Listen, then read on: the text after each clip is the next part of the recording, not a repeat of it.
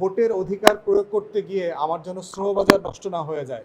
আপনাদের মনে থাকবার কথা যে একটা দেশে গত আন্দোলনের সময় প্রতিবাদ করতে গিয়ে কিন্তু 53 জনকে গ্রেফতার করা হয়েছে এবং 3 জনের যাবজ্জীবন সাজা হয়েছে, তো সবাই কিন্তু বাড়ি পাঠায় দেওয়া হয়েছে। পৃথিবীর অনেক দেশে আছে যেখানে মিছিল মিটিং গণতন্ত্র ভোট নাই, তারা এগুলো মেনে নিতে পারে না। অতএব আপনি শুধু লন্ডনের প্রবাসীদেরকে ভোট দিতে দিবেন, আপনি আবার মধ্যপ্রাচ্যের প্রবাসীদেরকে ভোট দিতে দিবেন না, তাহলে এখানে এখানে বৈষম্য হবে কিনা। অতএব এইরকম অনেকগুলো আলোচনা আছে। নীতিগতভাবে আমরা বোধ করি যে বাংলাদেশের যে কোনো নাগরিক যিনি ভোটার তার ভোট দেবার অধিকার থাকতে হবে, বাট এই চ্যালেঞ্জগুলো ওনারা মাথায় নিয়েছেন এবং ওনারা এটা নিয়ে কাজ করছেন। 2001-এর পরে কোনো ভালো নির্বাচন হয় নাই।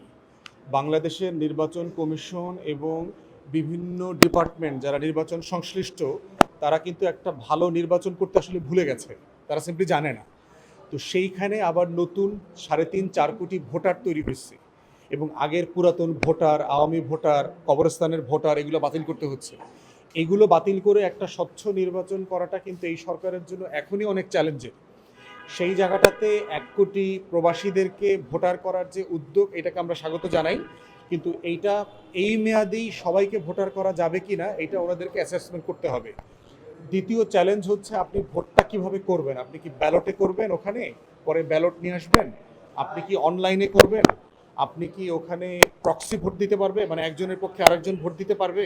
কারণ ধরেন এক শহরে থাকে, আরেক শহরে আপনি সেন্টার করতে পারলেন না। এবং সবচেয়ে গুরুত্বপূর্ণ যেটা, সেটা হচ্ছে ভোটের ক্যাম্পেইন করতে আপনি ওখানে দিবেন কিনা। বাংলাদেশে ধরেন দল এক্স দল ওয়াই এখানে তো ভোটের ক্যাম্পেইন করবে, আমরা কি সৌদি আরবে ক্যাম্পেইন করতে যাব কিনা, আমরা কি দুবাইতে ক্যাম্পেইন করতে যাব কিনা, গেলে পরে ওইখানে মারামারি হবে কিনা, মারামারি হইলে পরে ওইখানে শ্রমবাজার নষ্ট হবে কিনা, শ্রমবাজার বন্ধ হয়ে যাবে কিনা। অতএব এই অনেকগুলো বাস্তবতা কিন্তু আমাদেরকে মাথায় রাখতে হবে। করে এটা যখন 7-8 মাস হয়ে যায়, ইতিমধ্যেই মানুষটা অবৈধ হয়ে যায়, তার কাজটা চলে যায় এবং অনেকে এরকম শত শত হাজার হাজার মানুষ পুলিশের হাতে গ্রেফতার হয়ে যায়, জেলের ভিতরে থাকে, তাদের খোঁজ খবর পাওয়া যায় না। এই কারাবন্দী মানুষগুলোকে আবার সেবা দেবার জন্য আমরা একটা আইনি পরিষেবা কেন্দ্র প্রত্যেকটা অ্যাম্বাসিতে চালু করবার জন্য দাবি